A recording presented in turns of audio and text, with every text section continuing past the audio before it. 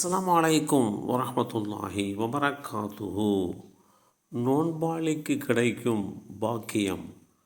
அல்லாஹுடைய தூதர் ஸல்லல்லாஹு அலைஹி வஸல்லம் அவர்கள் கூறினார்கள், நோன்பு எனக்குரியது, நானே அதற்கு பிரதிபலன் வழங்குவேன். நோன்பாளி தன்னுடைய இச்சைகளையும் தன் உணவையும் பானத்தையும் எனக்காகவே விட்டுவிடுகிறார் என்று அல்லாஹ் கூறினான் என்கின்ற இந்த செய்தி ஸஹீஹுல் புகாரியிலே 7492 என்ற எண்ணிலே பதிவு செய்யப்பட்டிருக்கிறது. நோன்பு எனக்குரியது என்று அல்லாஹ் கூறுகிறான். எல்லா நல்லறங்களும் அல்லாஹ்வுக்கு உரியதே. அப்படி இருக்கின்ற போது நோன்பை மட்டும் ஏன் அல்லாஹ் இப்படி குறிப்பிட வேண்டும் என்ற ஒரு எண்ணப்போக்கு அமையலாம். ஒருவர் நோன்பை உண்மையாகவே நோக்கிறார் என்றால் அதை அவர் படைத்த இரட்சகனாகிய அல்லாஹ்வுக்காக வேண்டியே நோக்கிறார். காரணம், நோன்பு என்பது தொழுகை, ஜக்காத்து, ஹஜ் போன்ற கூட்டு கடமையிலே வந்து சேராது.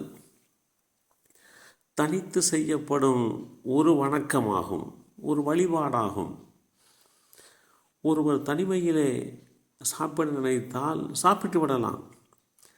ஆனால் அவர் அதை செய்யாமல் இருக்கிறார் என்றால் அது அல்லாஹ் ஒருவனுக்காக மட்டுமே ஆகும். இதனால்தான் அவன் தனது உணவையும் பானத்தையும் இச்சையையும் எனக்காக விட்டுவிடுகிறான் என்று இந்த இடத்தில் தெளிவுபடுத்தப்பட்டிருக்கிறது.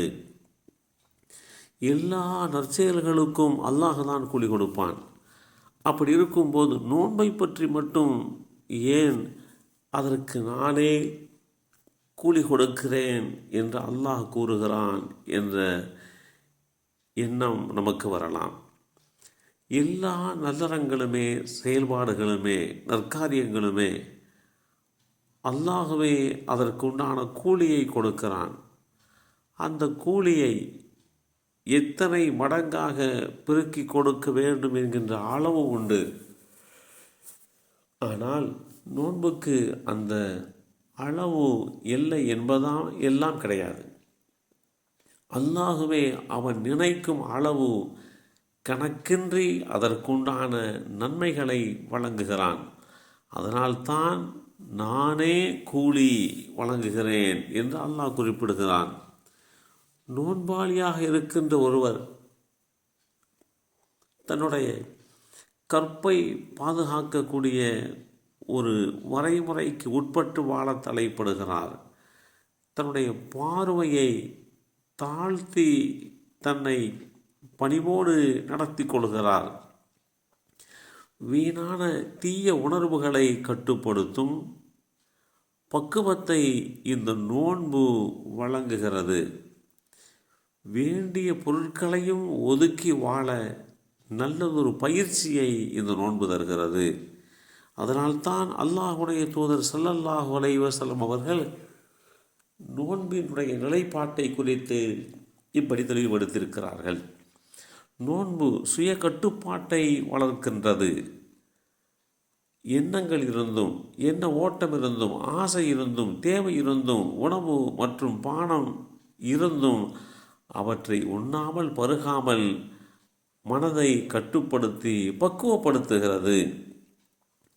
இப்படி நோன்பின் மூலமாக எண்ணற்ற பாக்கியங்களை அடியார்கள் அடைந்து கொள்ள முடியும் என்பதைத்தான் இந்த நோன்பினுடைய தன்மை நமக்கு வெளிப்படுத்தி காட்டுகிறது. எல்லாம் அல்ல அல்லாஹு தஆலா புனிதமான ரமலான் மாதத்திலே பரிபூரணமாக நோன்பு நோக்கக்கூடிய நல்லோர்களாக நம்மையும் நம் சந்ததிகளையும் அல்லாஹ் ஆக்கி வைத்து அருள் புரிவானாக. அஸ்ஸலாமு அலைக்கும் வரஹ்மத்துல்லாஹி வபரகாத்துஹு.